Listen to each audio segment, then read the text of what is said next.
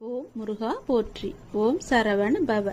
என் அன்பு குழந்தையே, உன்னுடைய வாழ்க்கையில் நீ எப்படி எதிர்காலத்தில் முன்னேறப் போகிறோம் என்ற கவலையோடு, மனதில் குழப்பத்தோடு எப்போதுமே இருந்து கொண்டிருக்கிறாய். அது உனக்கு தேவையே இல்லாத விஷயம். நீ கவலையே படாதே. விரைவில் உனக்கான மாறுதல்கள் எல்லாம் ஏற்பட போகிறது. அந்த மாறுதல்கள் எப்படி இருக்கும் என்று நீ பயப்படாதே. அது நன்றாகவே இருக்கும். உன் எதிர்கால வாழ்க்கைக்கு ஏற்ற மாறுதல்களாக இருக்கும். நல்ல மாறுதல்களாக இருக்கும். அந்த மாறுதல்கள் ஏற்பட போகிறது விரைவாகவே. உன் வாழ்வில் அனைத்து மங்களங்களுமே உண்டாகப் போகிறது. உன் முன்ஜென்ம தொடர்பு ஒன்று உன்னை தேடி வரப்போகிறது. எப்போதோ உள்ள தொடர்பு உன்னை தேடி வந்து கொண்டிருக்கிறது. உனக்கும் அதற்கும் முன்ஜென்ம தொடர்பு ஒன்று எப்பொழுதும் இருந்து கொண்டே இருக்கிறது. அது உன்னை தேடி வந்து கொண்டிருக்கிறது. நீ நினைத்தது நடக்கவில்லையா? நான் தான் காரணம். உனக்கு எது நல்லதோ அதை மட்டும்தான் நான் நடத்துவேன். நீ கோபத்தில் புலம்பினாலும் அதற்கெல்லாம் நான் கவலைப்பட மாட்டேன். கோபத்தில் நீ என்னை திட்டினால் கூட நான் அதை பெரிதாக எடுத்துக்கொள்ள மாட்டேன். உன்னை திட்டும் உரிமை எனக்கு இருக்கும்போது நீ என்னை திட்டும் உரிமை உனக்கு கிடைக்காதா? நிச்சயம் உண்டு. உனக்கென்று படைக்கப்பட்ட ஒன்று உன்னை வந்து சேரும் நாள் வெகு தொலைவில் இல்லை. நீ தவமாய் வேண்டி நின்ற உன் வேண்டுதல் நிறைவேறப் போகிறது. நீ சிந்திய கண்ணீர் இனி ஆனந்த கண்ணீராக மாறும். உன் பொறுமையும் நம்பிக்கையும் இனி வீண் போகாது. செல்வமே, நீ மகிழ்ச்சியுடன் வாழப்போகிறாய். உனக்கானது உன்னிடத்தில் வந்து சேரும் நேரத்தை நீ நெருங்கிவிட்டாய். குருவை துதிப்பதற்கு மிஞ்சிய செயல் வேறொன்றுமே கிடையாது. குருவே மும்மூர்த்திகளின் அவதாரம். குருவின் மீது திட நம்பிக்கை இருந்தால் உனக்கு நல்லது மட்டுமே நடக்கும். ஒருவன் முழு மனதுடன் நம்பிக்கையுடன் என்னை நாடி என்னிடமே வந்தால் அவன் உடல் ஆன்மா இரண்டை பற்றியும் எந்தவித கவலையும் கொள்ள வேண்டியிருக்காது. நான் உன்னுடன் எப்பொழுதுமே இருப்பேன். உனக்குள்ளே இருப்பேன். உனக்கு புறத்தும் இருப்பேன். நீ எப்படி இருந்தாலும் என்ன செய்தாலும் அவ்வாறு நான் உனக்கு துணையாகவே இருப்பேன். தேவர்களும் பிறப்பெடுக்க விரும்பும் மானிட பிறப்பில் செய்வதற்கு எத்தனையோ இருக்கின்றது. இது தெரியாமல் மாயையில் திளைத்து பொறாமை, கோபம், துவேஷம், உதாசீனப்படுத்துதல் போன்ற செயல்களில் நாம் உழன்று கொண்டிருக்கிறோம். புனரபி ஜனனம் புனரபி மரணம் என்பது போல இந்த உலோகத்தில் பிறப்பதும் இறப்பதுமான சுழற்சி நடந்து கொண்டுதான் இருக்கும். எதற்காக இந்த மனித ஜென்மம் எடுத்திருக்கிறோம் என்று கேட்கிறார் ஒருவர். பல வகைகளில் வழி தவறி ஓடும் மனதை அவர் மீது வைத்து கவலை இல்லாமல் இருக்கும்படி கோருகிறார். வழி தவறிய மனதை அப்பாவிற்கு அர்ப்பணம் செய்ய வேண்டுமென்றால் முதலில் நம் மனதை நாமே கட்டுப்படுத்தி அதற்கு பிறகு பகவானுக்கு நாம் அர்ப்பணம் செய்ய வேண்டும். அவ்வாறாக நம்முடைய மனதை கட்டுப்படுத்த வேண்டுமென்றால் அது பூரண விசுவாசத்துடன் செய்யப்படும் பூஜை, பஜனை, பாராயணம், பலவிதமான வேள்வி பூஜைகள் என பலவாறு இருக்கிறது. அவற்றால் மட்டுமே முடியும். கலியுகத்தில் நாமஸ்மரணை மட்டும் போதும் என்கிறார் நம்முடைய கடவுள். கண்மூடித்தனமாக இல்லாமல் எனது பக்தர்களாக இருங்கள் என்பதை நினைவு கூறுகிறார். கவனத்தோடு மனதை ஒருமுகப்படுத்தி கொண்டு என்னுடைய நாமத்தை நீங்கள் ஸ்மரணம் செய்து கொண்டே வாருங்கள். உங்களுடைய வாழ்வில் எல்லாமே நல்லதாகவே அமையும். கடல் அலை போல 1000 துன்பங்கள் எனக்கு வந்தாலும் நான் விரும்பும் இறைவன் என்னை கற்றியம் கரை சேர்ப்பார் என்ற நம்பிக்கை உனக்கு முழுமையாக இருக்கிறது. அதனால் எந்த கவலை, எந்த துன்பம் வந்தாலும் உன்னை ஒன்றும் செய்துவிட முடியாது. நானே பார்த்து கொள்கிறேன். எல்லா பொறுப்பும் என்னுடையது. அப்பா இறைவன் நான் இருக்கும்போது உனக்கு ஏன் இந்த வீணான கவலை? எல்லாவற்றையுமே இறைவனிடம் செலுத்து. எல்லாம் நல்லதாகவே நடக்கும். அவசர முடிவுகளை தவிர்த்து பகவான் மீது நம்பிக்கை வைத்து அவரின் கட்டளைக்காக காத்திருப்பவர்களுக்கு கண்டிப்பாக ஏதோ ஒரு மனித உயிரின் மூலமாக உதவி செய்வார் கடவுள் என்பது நிச்சயம் உண்மை. சிலர் தங்களுக்கு அசாதாரணமான திறமையும் எந்த ஒரு கடினமான பணியையும் நிறைவேற்றும் இணையற்ற சக்தியும் இருப்பதாக கருதுகின்றனர். இந்த ஆணவமான பன்மையால் அவர்கள் செய்யும் எந்த பணியும் எதிர்பார்த்த பலனை தராது. தன்னம்பிக்கை என்பது நல்லதுதான், ஆனால் எல்லை மீறினால் அது ஆபத்தானது. மனித ஆற்றல் மற்றும் சக்தியின் வரம்புகளுக்கு அப்பால் தெய்வீக சக்தி உள்ளது என்ற உண்மையை பார்க்க வேண்டும். நம்மை குருடாக்கும் அகங்காரத்துடன் இணைந்த அகந்தை மனிதனின் வீழ்ச்சிக்கு பெருமையே. முதன்மை காரணம் அகந்தைதான். ஒரு குறிப்பிட்ட பிரச்சனையை எதிர்கொள்ளும் போது சிலர் அதை சமாளிக்கும் திறன் கொண்டவர்கள் என்று கருதுகின்றனர். பிரச்சனையின் தன்மையை புரிந்து கொள்ளாமல் அவசர முடிகளை எடுத்து பரிதாபமாக தோல்வியடைந்து நஷ்டத்தையே சந்திக்கின்றனர். ஆனால் நமது வாழும் கடவுளான இறைவனிடம் பிரார்த்தனை செய்வது மூலம் நமது பிரச்சனைகளுக்கு தீர்வு காண முடியும். நமது செயல்களில் வெற்றி பெற முடியும். கடவுளின் அருளையும் வெற்றியையும் அவசரத்தில் பெற முடியாது என்பதை நீங்கள் உணர வேண்டும். கடவுளிடம் இருந்து நமது பிரச்சனைகளுக்கு சரியான தீர்வு கிடைக்க நாம் நம்பிக்கையுடனும் எதிர்பார்ப்புடனும் காத்திருக்க வேண்டும். ஒரு பூ பூப்பது அல்லது ஒரு பழம் பழுக்க வைப்பது கடவுளுடைய விருப்பத்தால் மட்டுமே சாத்தியமாகும். அது கூட சிறிது நேரம் எடுக்கும். அதுபோல நமது பிரச்சனைகளை சிக்கல்களை எல்லாம் தீர்க்கும் போது கடவுளுக்கு வழிகாட்டுதலுக்காக கொஞ்சம் பொறுமையாக நாம் காத்திருக்க வேண்டும். கடவுளின் வழிகாட்டுதல் நமக்கு தேவை என்று நினைக்கும் பட்சத்தில் நாம் பொறுமையாக நம்பிக்கையுடன் காத்திருக்க வேண்டும். எதிர்பார்ப்புடன் காத்திருப்பது தவிர்க்க முடியாதது. நாம் கடவுள் மீது உறுதியான நம்பிக்கையை வைத்து ஆழ்ந்த பக்தியுடன் பிரார்த்தனை செய்தால் கடவுள் நமது சிக்கலான பிரச்சனைகளை தீர்க்க கண்டிப்பாக உதவுவார். எந்த வேலையை செய்தாலும் சரி, ஒவ்வொரு கணமும் அசைக்க முடியாத நம்பிக்கையை கடவுள் மீது நாம் கடைப்பிடித்தால் பக்தன்தான் விரும்பிய மனோதாரங்கள் அனைத்திலும் நிறைவு பெறுவான். எந்த விஷயத்தையுமே எளிதாக செய்ய முடியும். சீக்கிரம் உங்கள் பிரார்த்தனைகள் அனைத்தும் நடக்க எல்லாம் வல்ல இறைவன் மீது பிரார்த்தனை செய்யுங்கள். இறைவன் மீது நம்பிக்கை வைத்து பிரார்த்தனை செய்து பொறுமையாக காத்திருங்கள். உன்னுடைய வேண்டுதல்கள் நீண்ட நாள் பிரச்சனைகள் என எல்லாம் தீரும் வரைக்கும் அந்த கடவுள் மீது முழுமையான நம்பிக்கை, அசைக்க முடியாத நம்பிக்கையுடன் பொறுமையாக நாம் காத்திருக்க வேண்டும். எப்போதும் அசையாத நம்பிக்கையுடன் நாம் இருக்க வேண்டும். நாம் சொல்லிவிட்டோம், நமக்கு செய்ய கடவுள் இருக்கிறார் என்ற நம்பிக்கையோடு அவர் மீது முழுமையான பக்தி கொண்டு நாம் காத்திருக்க வேண்டும். உன்னுடைய வாழ்க்கையில் ஒரு அதிசயம் நடக்காதா என்று காத்திருந்தாய் அல்லவா? அந்த அதிசயம் இன்று இப்போது நடக்கப் போகிறது. பல அதிசயங்கள் நடக்கப் போகிறது. பல நன்மைகள் உன்னை தேடி வரப்போகின்றது. நிச்சயம் நான் அதை நடத்தி தருவேன். தெளிவான மனம் எல்லோருக்கும் இருப்பதில்லை. இந்த உலகில் உன்னை சுற்றி நடக்கும் சம்பவங்கள் அனைத்துமே அதற்கேற்ப உன்னை செயல்பட வைக்கும். ஞானத்தால் அதை உணர்ந்து அதிலிருந்து உன்னை விலக்கிக் கொள்ள வேண்டும். நீ உணர்ந்து கொள். அது கொஞ்சம் கடினம்தான், ஆனால் நிச்சயம் உன்னால் முடியும். சில நேரங்களில் உன் கர்ம வினையால் நீ மாட்டிக்கொள்கின்றாய்.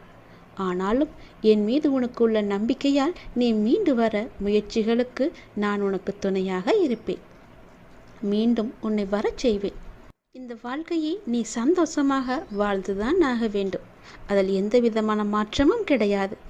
இன்பம் துன்பத்தை சந்தித்தாலும் உன்னுடைய மனமானது சமநிலையில் இருக்க கற்றுக்கொள்ள வேண்டும். எல்லாமே உன்னால் முடியும். உண்மையான மகிழ்ச்சியை நிச்சயம் நான் உனக்கு தருவேன். நீ யாருடைய உதவி உனக்கு கிடைத்தால் நன்றாக இருக்கும் என்று உன் மனதில் நினைத்து கொண்டிருக்கின்றாயோ, அவரிடமிருந்து உனக்கு ஒரு நிச்சயமாகவே ஒரு அழைப்பு வரும். அவர் உனக்கு உதவி செய்ய முன் வருவார். அதற்கு தடையாக இருந்தவைகள் எல்லாம் இப்போது நீங்கும் நேரம் வந்துவிட்டது. அதனால் உன்னுடைய மனபாரம் தீர்ந்துவிடும். நீ கவலைப்படாதே. நீ கேட்ட இடத்திலிருந்து உனக்கு உதவி கிடைக்கப் போகிறது. அது எதுவாக வேண்டுமானாலும் இருக்கலாம். நீ என்ன கேட்டிருந்தாயோ அந்த உதவி உனக்கு நிச்சயம் கிடைக்கும். நீ என்னுடைய பிள்ளை. உன்னை நான் கைவிட மாட்டேன். கவலையின்றி நிம்மதியாக இரு. சிறு தடை வந்தாலும் அதை உடைத்து நீ மேலே செல்லப் போகின்றாய். உனக்கு பொற்காலம் தொடங்கிவிட்டது. உன் வாழ்வில் சில விஷயங்கள் தாமதமாக நடப்பதாக கவலைப்பட்டு கொண்டிருந்தாய் அல்லவா? அந்த கவலைக்கெல்லாம் ஒரு முற்றுப்புள்ளி வைத்து விட்டேன். இனி நீ செய்யும் காரியங்கள் எந்த தாமதமுமின்றி உடனடியாக நடப்பதற்கான சூழ்நிலைகள் உன்னை தேடி வரப்போகின்றன. உனக்கு என் மேல் வருத்தம் இருக்கலாம். ஏன் இத்தனை தடைகள் தாமதங்கள் என்று? எல்லாவற்றிற்குமே ஒரு காரணம் உண்டு. இனி உன் வாழ்க்கை வேகம் எடுக்கப் போகிறது. நீ சுறுசுறுப்பாக செயல்பட போகிறாய். உன் எல்லா பிரச்சனைகளுக்குமே முடிவு கிடைக்கப் போகிறது. எல்லாவற்றிலுமே உனக்கு வெற்றியும் கிடைக்கப் போகிறது. ஏனென்றால் உன் வாழ்க்கையில்தான் பல அதிசயங்களை நான் கொண்டு வரப்போகின்றனே. பல நன்மைகளை நடக்க வைக்கப் போகின்றனே. நிச்சயம் நான் நடத்தி தருவேன் என்ற நம்பிக்கை உனக்குள் இருந்தால் இது எல்லாமே சாத்தியமாகும். இது என் மீது சத்தியம். நிச்சயம் நடக்கும். உன் வாழ்க்கையில் நீ கேட்ட உதவி நிச்சயம் உனக்கு கிடைக்கும். ஒரு நபரிடமிருந்து உனக்கு ஒரு அழைப்பு வரும். தடையாக இருந்த உதவியெல்லாம் இனி தடை நீங்கி தானாக உன்னை தேடி வரும். உன் மனபாரம் முற்றிலுமே குறைந்துவிடும். உனக்கான பொற்காலம் இந்த நொடி முதல் ஆரம்பித்து விட்டது. எல்லோரும் மனித பிரிவை எடுத்திருப்பது எதனால் தெரியுமா? நம்முடைய பூர்வ ஜென்ம ஏதோ ஒரு கர்மவினை மிச்சம் இருப்பதால் நாம் மனித பிறவிகளை தொடர்ந்து எடுத்துக்கொண்டே இருக்கின்றோம். நம்முடைய கர்மா கழியும் வரை நாம் இதை செய்துதான் ஆக வேண்டும். அந்த கடவுள் சும்மா விடமாட்டார். அந்த கர்மாவும் நம்மை சும்மா விடாது. கர்மாவிற்கென்று 9 விதிகள் இருக்கின்றது. அதை நன்கு அறிந்து கொண்டால் இந்த ஜென்மத்திலாவது நாம் புண்ணியம் செய்கிறோம். இந்த பிரபஞ்சத்தில் நாம் எதை செய்தாலும் அது நமக்கே திருப்பி வந்து சேரும். இதுதான் முதல் விதி. வாழ்வில் நமக்கு நடப்பது எதுவும் தானாக அதுவாக நடப்பதில்லை. நமக்கு தேவையானதை நாம் தான் நடத்தி செல்ல வேண்டும். இது 2வது விதி. சிலவற்றை ஏற்றுக்கொண்டால் மட்டுமே மாற்றம் நிகழும். இது 3வது விதி. 4வது விதி, நம்மை நாம் மாற்றிக்கொள்ளும் பொழுது நம் வாழ்க்கையும் நம்மை பின்பற்றி மாறிவிடும். இது 4. 5வது விதி, நம்முடைய வாழ்வில் நிகழ்பவற்றிற்கு நாம் தான் பொறுப்பு என்று உணர வேண்டும். நேற்று, இன்று, நாளை என இவை 3ம் ஒன்றோடு ஒன்று தொடர்புடையது. அதை நாம் நன்றாக அறிந்தும் இருப்போம். இது 6வது விதி. 7வது விதி, ஒரு சமயத்தில் இருவேறு விஷயங்களை சிந்திக்க முடியாது. இது 7வது விதி. 8, நம் நடத்தை நமது சிந்தனையும் செயலையும் பிரதிபலிக்க வேண்டும். நாம் எவ்வாறு நடந்து கொள்கிறோம் என்பதுதான் நம்முடைய சிந்தனையும் செயலும் அடங்கியிருக்கிறது. இது 8வது விதி. 9வது விதி என்ன தெரியுமா? நம்முடைய முன்காலத்தையே நாம் பார்த்து கொண்டிருந்தால் நம்முடைய நிகழ்காலம் நம்மை விட்டு போய்விடும். எதிர்காலம் ஒன்று இருப்பதாகவே நம்மால் உணர முடியாது. இதோடு நம் வாழ்க்கை முடிந்துவிடும் என்று எண்ணிக்கொண்டே இருப்போம். இது 9வது விதி. இப்படி கர்மா தனக்குத்தானே 9 விதிகளை விதித்து வைத்திருக்கிறது. அதன்படிதான் நாமும் நடக்க வேண்டும். நாம் பிறருக்கு நன்மை செய்தால் நமக்கு ஏதோ ஒரு ரூபத்தில் பிற்காலத்தில் ஆபத்து காலத்தில் அதற்கு நமக்கு கை கொடுக்கும். நாம் ஒருவருக்கு தீங்கு செய்தால் அது நமக்கு பிற்காலத்தில் தீங்கை தான் தரும். அதனால் நாம் எது செய்தாலும் என்ன செய்தாலும் ஒரு முறைக்கு பல முறை யோசித்து நன்மையாக இருக்கும்படி நாம் செய்ய வேண்டும். யாருக்கும் எந்த நேரத்திலும் தீங்கு நினைக்கக்கூடாது. தீங்கு செய்யவும் கூடாது. பிறரை பற்றி புறம் பேசவும் கூடாது. நம்மால் முடிந்த உதவிகளை நம்முடைய கர்மாக்கள் குறைய வேண்டும் என்று ஆசைப்பட்டால் நம்மால் முடிந்த உதவிகளை செய்ய வேண்டும். கர்மவினை குறைவதற்கு என்ன எல்லாம் செய்ய வேண்டுமோ அவற்றை எல்லாம் செய்து கர்ம பந்தத்திலிருந்து நாம் விடுபட முயற்சி செய்ய வேண்டும். அமைதியாக இருந்து இறைவனின் பாதத்தை தஞ்சமடைந்து அவருடைய நாமத்தை நாம் ஜபித்து கொண்டிருந்தாலே போதும். நாம் பாதி கர்மாவை ஒழித்து விடலாம். நம் வாழ்க்கை சந்தோஷமாக இருக்க அப்பாவின் பாதங்களை இறுக்க பிடித்து கொள்ளுங்கள். நான் உன்னிட்ட ஒரு விஷயத்தை சொல்லணும்னு ரொம்ப நாளாகவே நினச்சிக்கிட்டு இருக்கேன். அது எப்படி சொல்கிறதுன்னு தெரியாமல் தவிச்சுக்கிட்டு இருந்தேன். அதற்கான கால நேரம் சூழ்நிலை எல்லாமே இப்போ கூடி வந்திருக்கு. நான் சொல்வதை கொஞ்சம் காது கொடுத்து கேளு. பொறுமையாக கேளு. அவசரப்படாமல் கேளு. புரியுதா? உன்னை நான் இப்போ சொல்ல போகிறேன். இந்த வாழ்க்கையில் எப்போதுமே உன் முன்னாடி இருப்பதை மட்டும் நீ கவனிச்சு பாரு. உனக்கு பின்னாடி நோக்கி இழுக்கும் எந்த ஒரு விஷயத்தையுமே யோசித்து கூட நீ பார்க்காத. அப்படி பார்த்துன்னு வச்சுக்கோ, உன்னால் முன்னால் இருக்கும் வழியை பார்க்கும் தருவாயை நீ தவற விட்டுடுவ. நீ போகிற பாதை சரிதான். நீ பின்னாடி திரும்பி பார்த்துட்டே போனா நேர்பாதையிலையா போவ? வழி தவறி வேற பக்கம்தானே நீ போவ. அதனால் முன்னால் மட்டும் நீ பார். பின்னோக்கி நீ பார்க்கவே பார்க்காத. உன்கிட்ட ஒரு சிறு குறை இருக்குது. எல்லாத்தையுமே ரொம்ப யோசித்து அதை பெருசாக நினைத்து புழுங்கி புழுங்கி ஒன்று நீயே காயப்படுத்திக்கிட்டு இருக்க. அதை நீ உன்னிட்ட இருந்து முற்றிலுமாகவே தவிர்த்திடணும். உன்னுடைய கர்வம், உன்னுடைய ஆணவத்தை எல்லாமே நீ தூக்கி எறியணும். உனக்கு நிச்சயம் வெற்றி அப்போ தான் கிடைக்கும். உன்னை புரிஞ்சு கொள்ளாமல் உன்னை பற்றி 1க்கு 2 பேசியவர்களோட உண்மை முகத்தை நீ பார்த்தியா இல்லையா? அவங்கள்ட்ட இருந்து நீ விலகி போகணும்.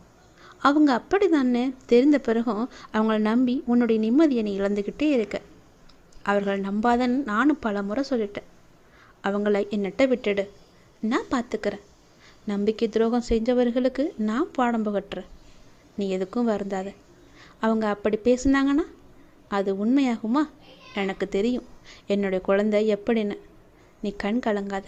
வருத்தப்படாத. எதுக்குமே நீ கண்கலங்கி நிற்கக்கூடாது. அவங்களுக்கு நான் எப்போ புரிய வைக்கணும் அப்படி நான் புரிய வைப்பேன். நீ என்னுடைய குழந்தை இல்லையா? நீ எல்லாருக்கும் முன்னாடியும் வாழ்ந்து காட்டு. இப்போ நான் சொல்கிறத நல்லா ஞாபகம் வச்சுக்கோ. இது உனக்காக மட்டும்தான். ஏன்னா நீ ரொம்பவே மன அழுத்தத்தில் இருக்க. உன் மன அழுத்தத்தை குறைப்பதற்காகத்தான் நான் இப்போ ஓடி வந்திருக்கேன். உன்னுடைய கஷ்டம் தீர்க்க யாரும் இல்லைன்னு யோசிச்சுக்கிட்டு இருக்க தான் நான் உன்னை நோக்கி வந்தேன். அப்பா உன்னை பற்றி ஒரு விஷயத்த சொல்ல போகிறேன். எப்படி இருக்குன்னு சொல்ல போகிறேன். நல்லா கவனிச்சுக்கோ. உன்னுடைய வாழ்க்கையில் உன்னை அவமானப்படுத்தியவருக்கு உன்னுடைய அமைதியை மட்டும் நீ பரிசாக கொடுக்கணும். பெருசாக எதுவுமே செஞ்சிடக்கூடாது. உன்னை வெறுத்தவங்களுக்கு புன்னகையை நீ பரிசாக கொடு. உன்னை ஏமாற்றியவங்களுக்கு மன்னிப்பை நீ பரிசாக கொடு. உன்னை தேவைக்காக மட்டும் பயன்படுத்தியவங்களுக்கு உன்னுடைய நன்றியை நீ பரிசாக கொடு. ஏனென்றால் இவங்க எல்லாமே உன்னை சிதைத்தவர்கள் அல்ல. அவங்களுக்கே தெரியாமல் உன்னுடைய ஆழ்மனதில் யார் யார் எப்படிப்பட்டவர்கள் என்பதை ஆழமாக செதுக்கியவர்கள் அவர்கள். உன்னுடைய கருமாவை ஒழிக்க வந்தவங்க அவங்க. அதனால் அவங்கள பற்றி நீ கவலைப்படாத. உன்னை அவமானப்படும் போது நீ அவதாரம் எடுக்கணும். வீழ்கின்ற போது விஸ்வரூபம் எடுக்கணும். நீ புண்படுகிற போது புன்னகை மட்டுமே செய்யணும். வாதாடுவதெல்லாம் விட்டுட்டு நீ வாழ்ந்து காட்டு. உன் வாழ்க்கை சந்தோஷமாக இருக்கும். மன நிம்மதியாக இருக்கும். சந்தோஷமாக நீ எப்பொழுதும் வாழணும்னா அப்பா சொல்வதை கேட்டு அதன்படி நடந்துக்கோ. நிச்சயம் உன் வாழ்க்கை செம்மையாக மாறும். நல்லது. உன் வாழ்க்கையில் நீ பயணித்த பாதையை நான் பார்க்கிறேன். சந்தோஷம் நிம்மதியை விட கஷ்டமும் கண்ணீரும் இருப்பதை என்னால் உணர முடிகிறது. உன்னை தேற்றுவதற்காகத்தான் நான் இங்கு உனக்கான எல்லாவற்றையும் சரி செய்து கொண்டிருக்கிறேன். உன் வாழ்க்கையின் சூடுகளை நான் திருத்தி எழுத உன் கர்ம வினைகளுடன் நான் போராடி வருகிறேன். அதை நன்றாக நீ உணர்கிறாய் அல்லவா? உன் கண்ணீரை உன்னை உண்மையாக நேசித்தவர்களுக்காக மட்டும் சிந்து. அதில் தவறு இல்லை. உன்னை துளி கூட மதிக்காது ஏளனமாய் பார்ப்பவர்களுக்காக கண்ணீர் என்னும் பொக்கிஷத்தை நீ வீணாக்காதே. உன் வழி நான் எப்படி புரியாமல் இருப்பேன்? உனக்கு மனவலி ஏற்பட்டதற்கு நியாயம் கேட்கிறாய். அதற்கு நான் நிச்சயம் நியாயம் வழங்குவேன். அது வரைக்கும் நீ பொறுமையாய் நம்பிக்கையுடன் இரு. உனக்கான காலத்தை நான் உருவாக்கிவிட்டேன். இன்னும் சிறிது காலத்தில் அதில் நீ பயணம் செய்ய போகிறாய். உன்னை நான் கண் கலங்க விட மாட்டேன். நீ கண் கலங்கினால் என் மனம் வலிக்கிறது. உன்னை நிச்சயம் நான் செம்மைப்படுத்தி உயர்த்துவேன். உனக்கு நான் எப்போதும் துணை இருப்பேன். உன்னுடைய உண்மையான உழைப்பு, தன்னம்பிக்கை, உண்மை, தைரியம் உள்ளவர்களுக்கு சோதனைகள் பல வரும். அதையும் தாண்டி அவர்கள் சாதனை படைக்கும் காலமும் வந்துவிட்டது. உறவுகளுக்குள் நீ பட்ட துயரெல்லாம் நான் அறிவேன். இருந்தும் நீ அவர்களிடம் கொண்ட அனுசரணை, செய்த தர்மம் என்றும் உன்னை வாழ வைக்கும். இனி உன் வாழ்க்கையில் நீ விரும்பிய வளங்கள் அனைத்தையும் உன்னை வந்து அடையும்படி நான் செய்வேன். இது உன் நற்குணத்திற்கான பரிசு. உன் மதிப்பை அவர்கள் உணரும்படி நான் செய்வேன். தேடி வந்த அதிர்ஷ்டத்தை நீ தொலைத்து விடாதே. இதை கேட்டுவிட்டு நீ தூங்கு. நாளை ஆனந்த கண்ணீருடன் நன்றி கூற நீ ஓடோடி வருவாய். உங்கள் வார்த்தைகளை எல்லாம் நான் கேட்கிறேன். அதனால்தான் நான் பச்சை நிற உடையில் வந்திருக்கிறேன். என்னை நம்பு. இந்த பாபா உங்களுக்கு பொறுப்பாக இருப்பார். நித்தம் நித்தம் எத்தனையோ சொல்லென்னா சோதனைகள். சோதனைகளினால் வரும் உனக்கு வேதனைகள். ஒவ்வொரு கணமும் உங்கள் பொறுமையையும் நம்பிக்கையும் தகர்க்க பார்க்கின்றன. எனக்கு எல்லாம் தெரியும். கொஞ்சம் பொறுமையோடும் நம்பிக்கையோடும் இருந்தால் உனக்கு மனநிறைவானதை என்னால் அளிக்க இயலும். நல்லதே செய். நான் இருக்கிறேன் உனக்கு. பாபாவின் செயல்களை அறிவது என்பது மிகவும் கடினம். ஆனால் ஒன்று மட்டும் உண்மை. பாபாவின் செயல்களில் ஒரு உட்பொருள் இருக்கும். அவரை நம்பும் பக்தர்களை அவர் என்றும் கைவிடவே மாட்டார். பாபாவின் விருப்பப்படியே அனைத்தும் நடக்கும். சில நிகழ்வுகள் நமக்கு கெடுதல் என நினைப்போம். ஆனால் கடைசியில் அது நன்மையாக முடியும். சில சமயங்களில் பாபாவின் தண்டனை நம்மை நல்லபடியாக பற்று வைப்பதற்காகவே இருக்கும். ஆகையால் உணர்ந்து குரு பகவானின் சாய்பாபாவின் ஆசியை நாம் பெற முன் வர வேண்டும். உனக்கு வரும் கஷ்டம் உன்னை தைரியப்படுத்தத்தானே தவிர உன்னை சோகப்படுத்த இல்லை என்பதை நினைவில் கொள். என்னிடம் உள்ளவன் கஷ்டத்தை பார்த்து கலங்க மாட்டான். மாறாக என் சாயப்பாவை மீறி என்ன நடக்கும் என்று தைரியமாக நிற்பான். உன் சாயப்பா உன் அருகில்தான் நிற்கிறேன். எதற்கும் பயப்படாமல் தைரியத்தோடு நில். உனக்கு வெற்றி கிட்டும். உன்னை தேடி அதிர்ஷ்டம் வரப்போகிறது. நல்ல அதிர்ஷ்டம் அது. அதை பெற்றுக்கொள்.